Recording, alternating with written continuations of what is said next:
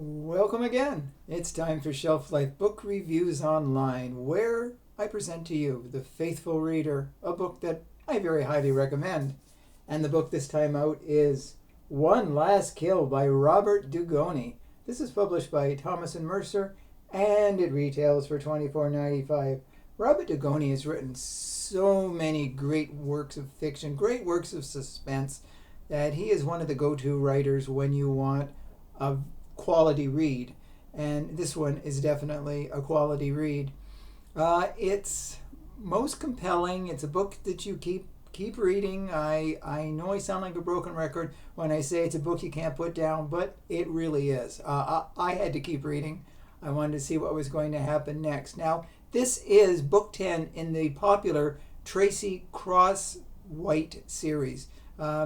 She's an investigator, a police officer, and she's had her ups and downs over the 10 books that she's been in. And this one is I'd call it one of the best of the series. It involves a serial killer from 25 years earlier, and he was called the Route 99 Killer.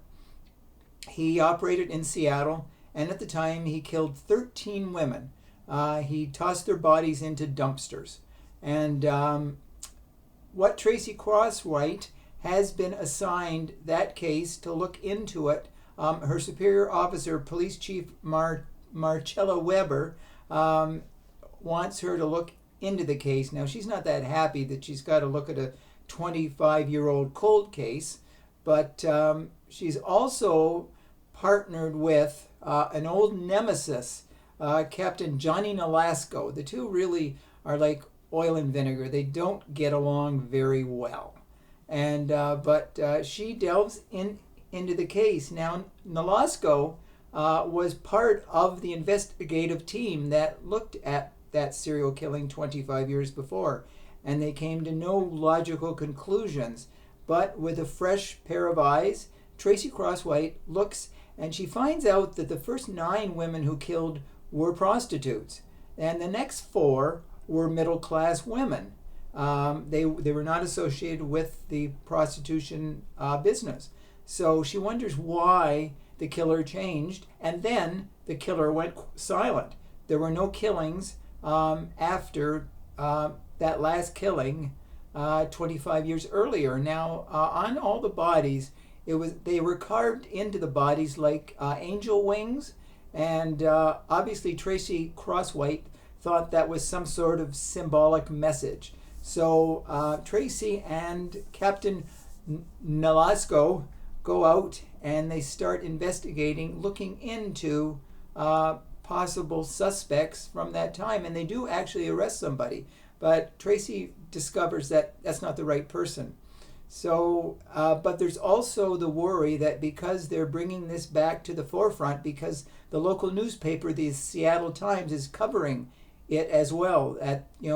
25 years later, no suspects were found. Closure was not brought to the families. So, in typical Robert Dugoni fashion, he gives us a lot of great characters and a lot of potential suspects, and the killer is deciding, well, let's start again, because they're bringing it back to the forefront, so why not go for it? So the suspect that is captured, they realize is not the right person. But as we find out, there are ties to the ex-mayor of the city and potential suspects thanks to the DNA that they find out who could be the killer. And he could be part of a family, and that's not the family, but related to someone in the family. So it's very, very complex. That's how Robert Dugoni writes. And if you're looking for a really great read, One Last Killer is a killer of a book.